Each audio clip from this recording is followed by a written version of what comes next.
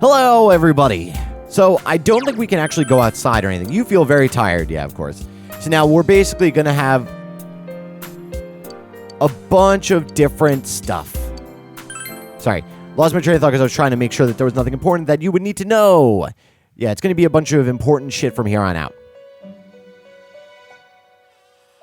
This. Welcome. It's been quite some time. It seems you've been summoned to the Velvet Room. Do not be alarmed. You are fast asleep in the real world.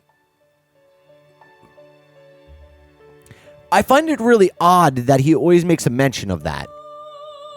I have summoned you within your dreams. Now then, your journey has taken you quite a distance thus far. Do you believe you'll be able to successfully solve this mystery? Damn straight. I can solve it. Splendid! The precise destination of this vehicle, that too is getting rather hard to judge. If we continue driving blindly, we may end up leading you further away from the mystery that you must reach. Well, why don't we take a moment to look back on your journey? It was for that purpose that I summoned you here tonight. Margaret?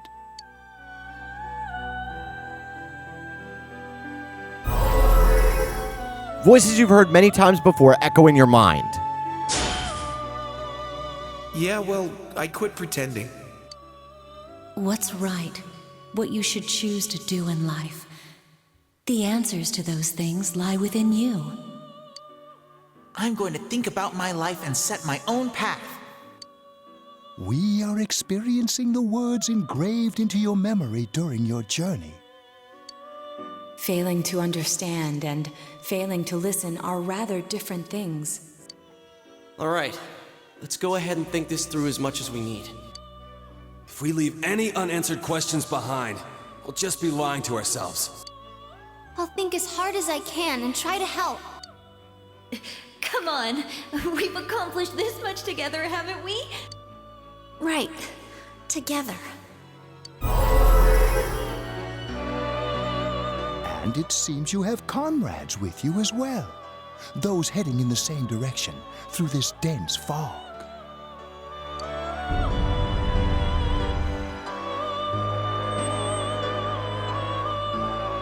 It seems that the car has stopped moving.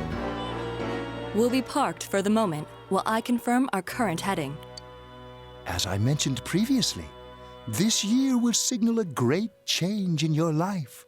Though there isn't much time left, it can be worth your while to take the time to stop and reflect. People are like water flowing in a river. There is only one stream, but all who pass through it are affected differently. Some travel fast. Some change their course, experiencing countless events as they travel down the river of time. Just so. The state of this room reflects the scenery of your heart. Perhaps this may be a time for contemplation rather than action. You can hear something in the distance.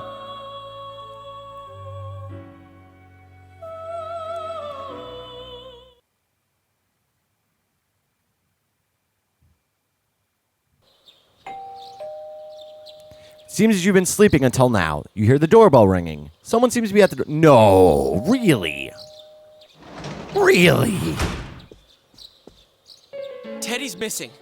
I looked all over the neighborhood, but I couldn't find him anywhere. I'm worried. Yeah, me too. He was acting all weird lately. Rise and the others are checking inside the TV to see if he's gone back to the other side. We're meeting pretty soon, so will you come with me to Jeunesse? Aw, Yosuke wants a friend. Sure, friend. Friend. He is broske after all.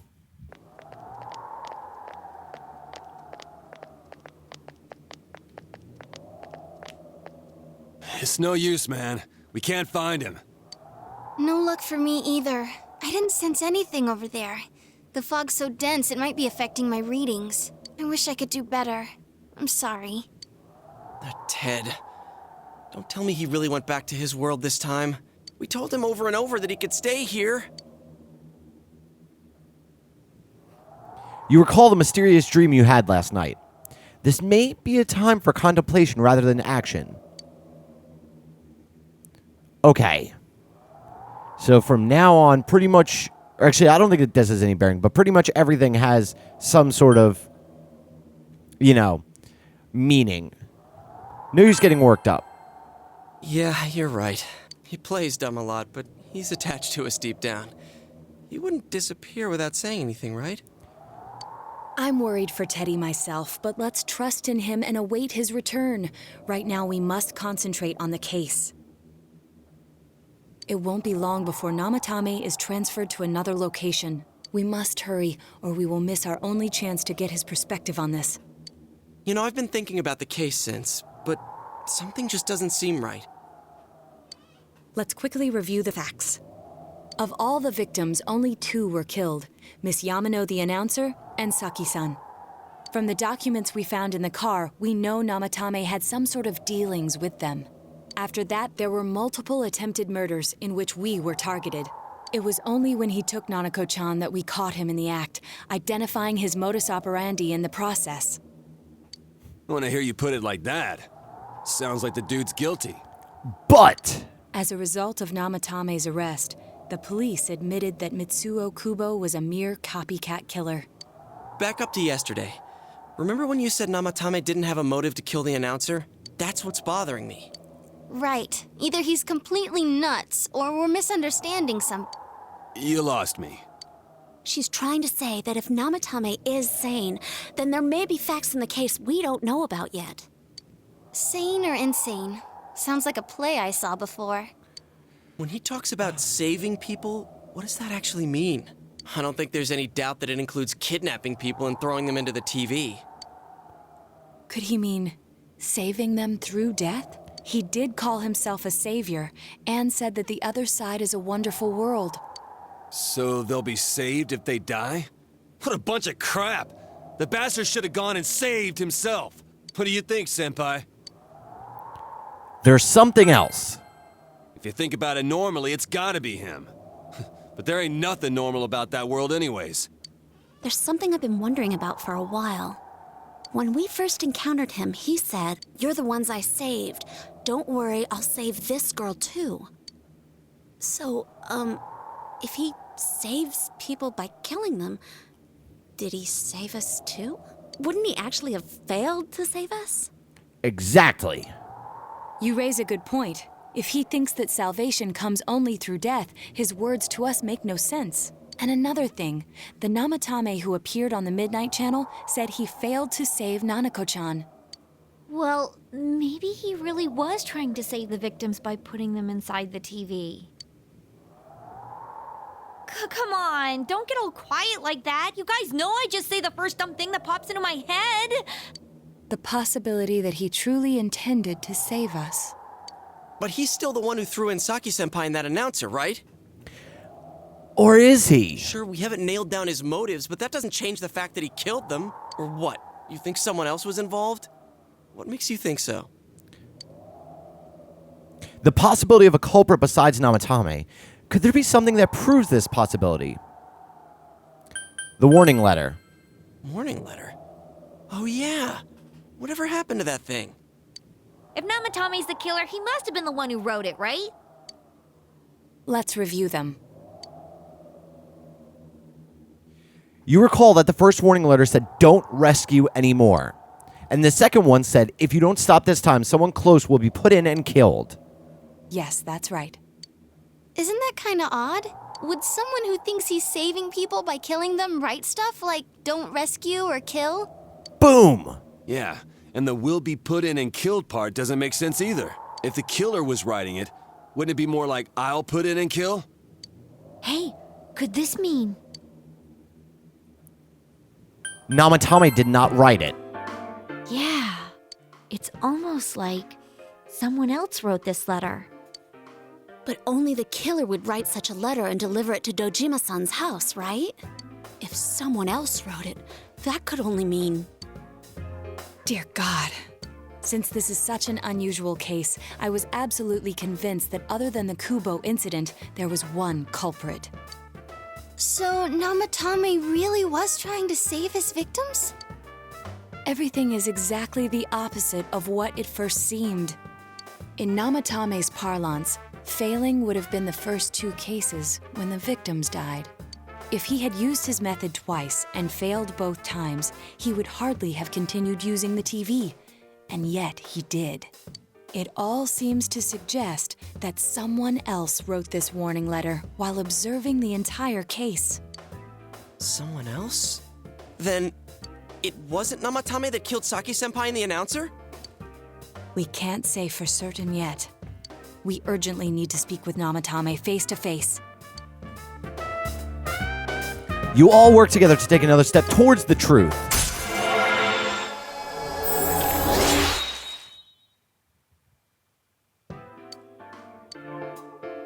How, though? After what happened yesterday, they said they're gonna tighten security. I have a plan, but there's no time to waste. Let's hurry to the hospital.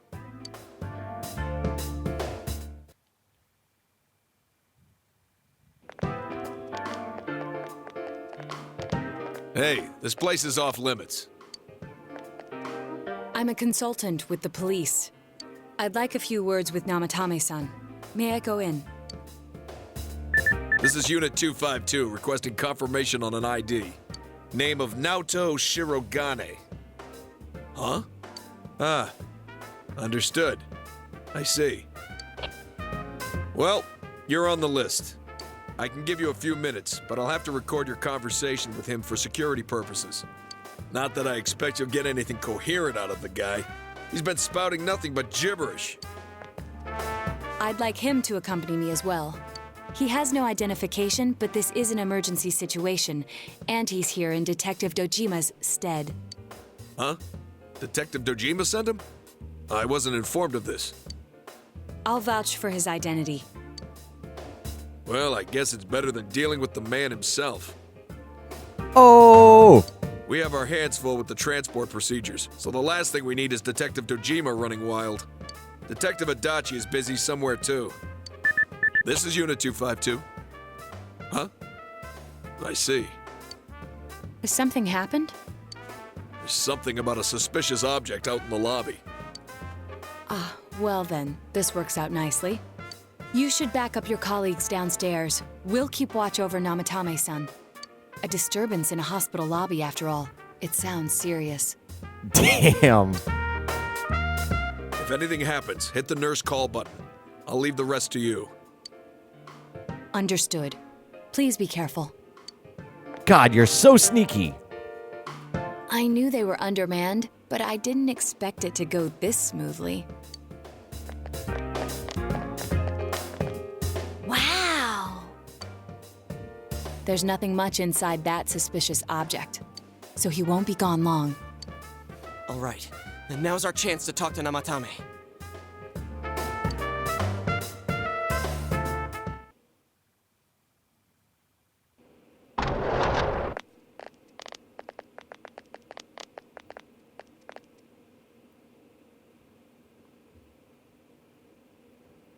Namatame-san, there's something we'd like to ask you. It's tempting to think that you were the culprit behind this entire case, and to be honest, there are many in this town who hope you are, but we are here to learn the truth. So please, answer our questions. Huh? It seems that he understands what you're saying. What should you ask him? Who did you throw in first? Huh? Me? What should you ask him? Is saving killing people? No. If nobody saves them, they'll be killed. That's why I put them in there. Did you kill the two girls, which would be the announcer and Saki?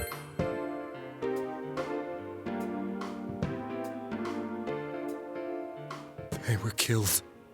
I couldn't save them. Then tell me if my estimation is correct so far. After discovering the Yamano and Konishi incidents, you realized an appearance on the Midnight Channel meant certain death. Thus, to save her from that fate, you kidnapped Yukiko Amagi. You couldn't let her be killed, so you threw her into the TV, preventing the killer in this world from reaching her.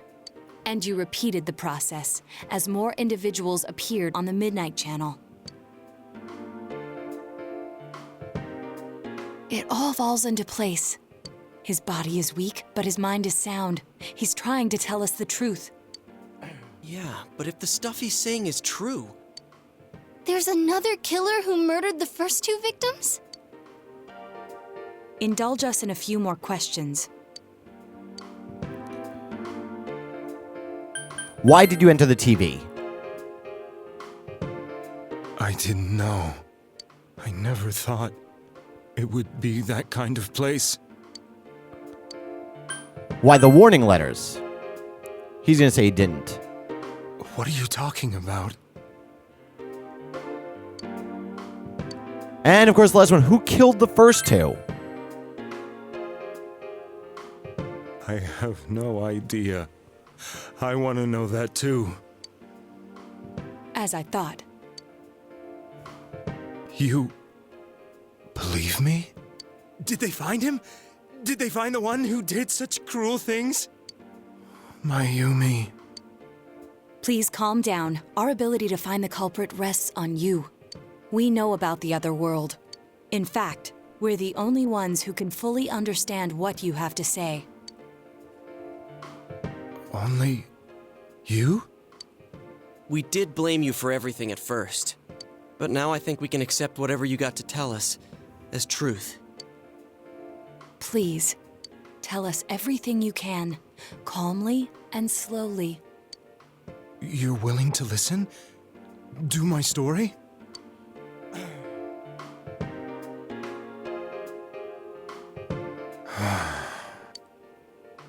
All right. Story time with Sven. Soon after my affair with Mayumi became common knowledge, I returned to my parents' home, as if to run away from the scandal. And I started drinking heavily to drown my anxieties. I hadn't been able to reach Mayumi at all, and that didn't help either. Mayumi, where are you? She'd been disgraced on all the afternoon shows, and forced to resign from the program she was on. I caused her so much trouble. I wanted to at least apologize to her, but I couldn't even do that. I lost the will and energy to do anything. Then, one day, the rumor I heard some time ago came back to me. Since I had nothing better to do, I sat down blankly in front of the TV and watched my own reflection. And all of a sudden, there was Mayumi. Mayumi? Is that you? The Mayumi inside the TV looked as if she was calling to me for help.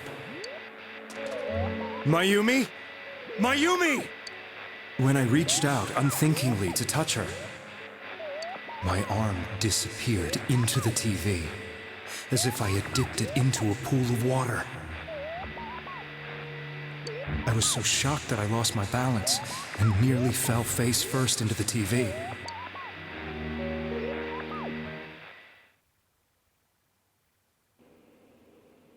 I was so scared. I couldn't understand what just happened. I thought maybe I'd gone insane. In the end, I decided to think of it as just a dream, and I went back to the city the next day after finishing work. The next afternoon when I got to work, I was fired on the spot, as I expected. That wasn't what broke me, though. It was Mayumi being found dead. And not just that, but it had happened in my hometown.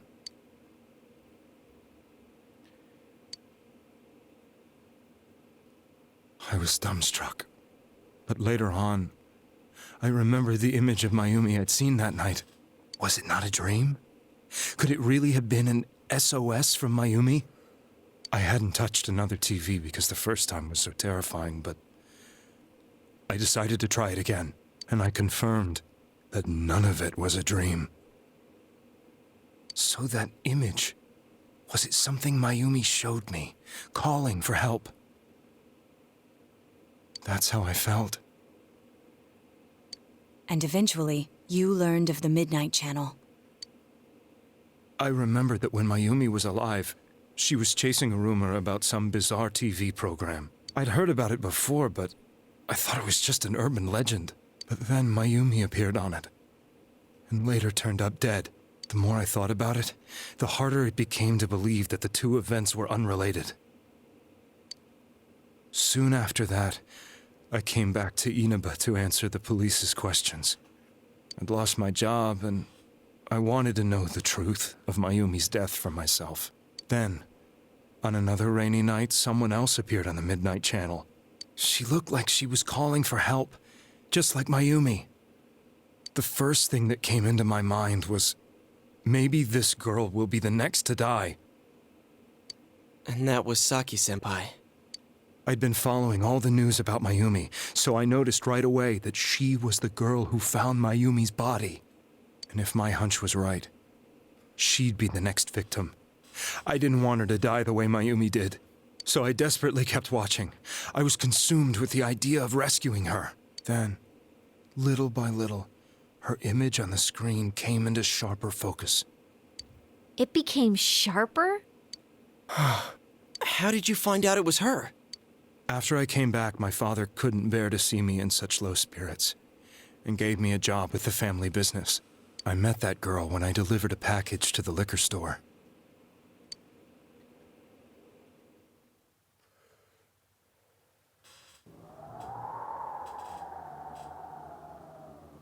After agonizing over it, I decided to meet her, and told her to be careful.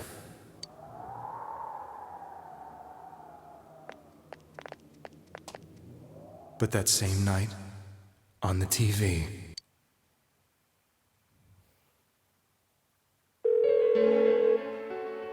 she looked as if she was being engulfed by some black shape. She was writhing in pain. That's why I warned her. Why won't she pick up the phone? Come on!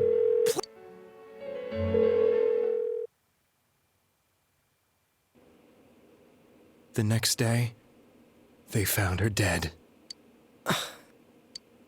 I knew she was going to be murdered, but I couldn't save her. I blamed myself, thinking there must have been something I could have done. There was no one who depended on me. Nobody at work, not even my wife. Mayumi was the only one who accepted me for who I was. But she was murdered, and the same person killed another girl. Sounds not too much different than you, Yosuke. I was beside myself. I couldn't forgive myself for doing nothing. You really did love Miss Yamano. Yes, from the bottom of my heart. Before I was married, my wife made it big in show business. I was happy for her, but it put a strain on our relationship. I think I can kind of relate. It was around that time when I met Mayumi. She was interviewing our candidate for the next election. She was a big-name announcer, but she only worked with local stations, and her attitude towards work was similar to mine. We both came from Inaba, so she was easy to talk to.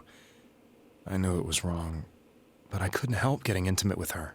She gave meaning to my life. Soon after Saki-san was found dead, yet another girl appeared on TV. That was you.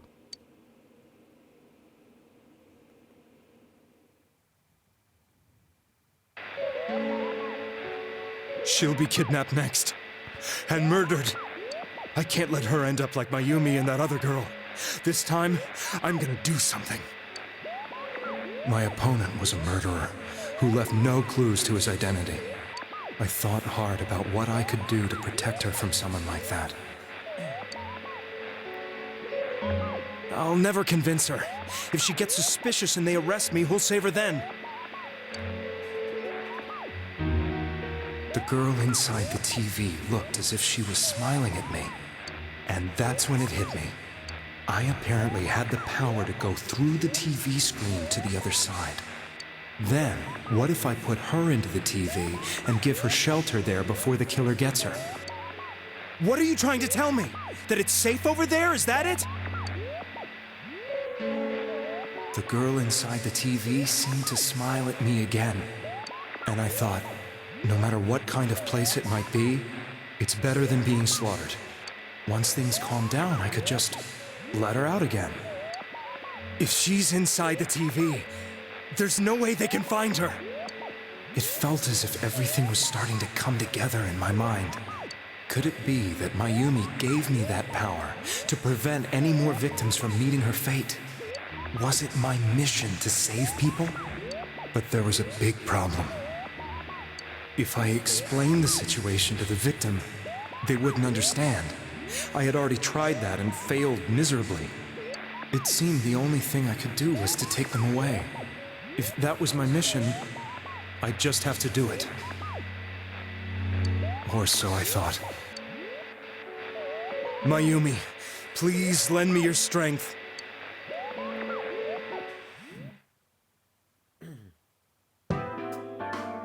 So, since you thought people who appeared on the Midnight Channel would be killed, you kidnapped us in order to save us. Mission? Give me a break! You never stopped and wondered about any of this? I thought I was the only one who could help them. I did call the police, but they didn't believe me. I knew the area well, thanks to my job. I had a large truck, and I could move around without suspicion. I thought my job as a delivery man would be the perfect cover for my mission. But are you telling me that I wasn't saving them? If a person is still within the TV world when the fog appears here, they will die. Beginning with Yukiko-san, the people you thought you had been saving were, in fact, in mortal peril. It was my friends here who really saved us all.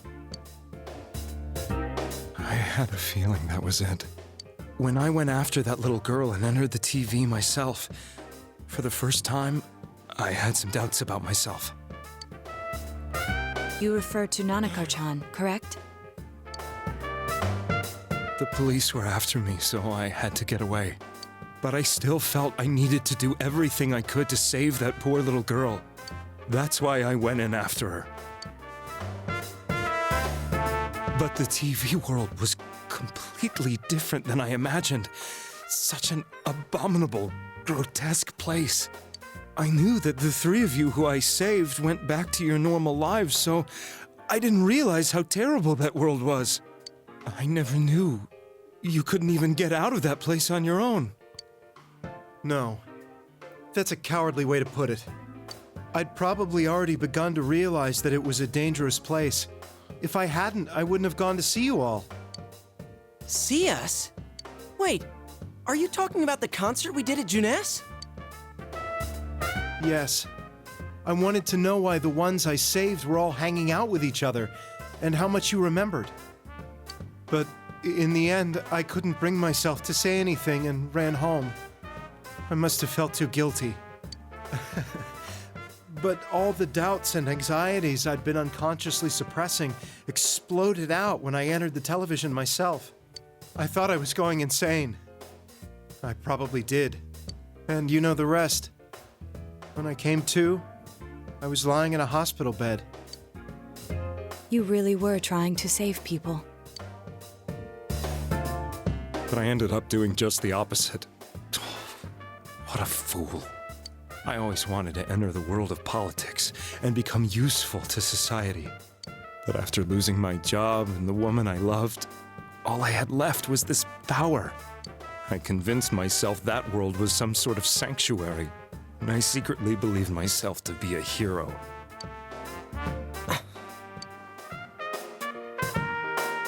I never doubted what I saw on TV, and believed everything was as I wanted it to be. I didn't think for myself at all. That's why I couldn't protect them. I'm to blame for all of this. What's done is done.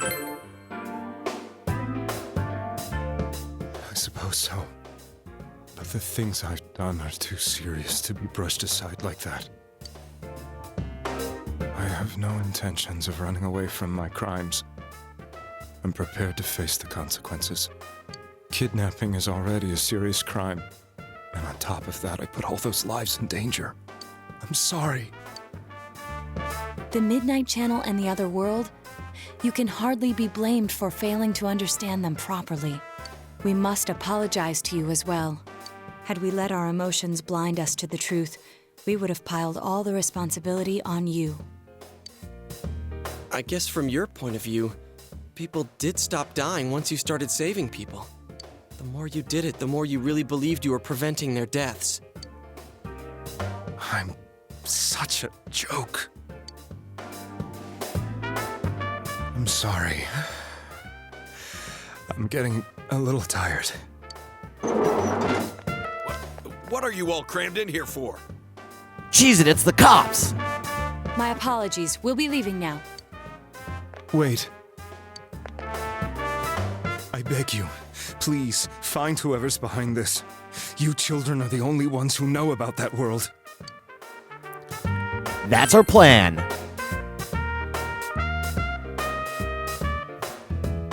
It's all clear now. He never committed any murders. It was another party who threw the first 2 victims into the TV. You've taken another step towards the truth.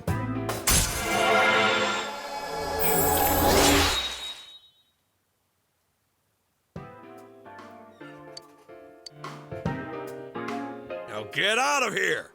I told you, he's almost ready to be transported. We can't have anything else happen. Sheesh. I better not see you rascals here again. Who the hell calls people rascals? What is this well, it kind of is Scooby-Doo. Sorry.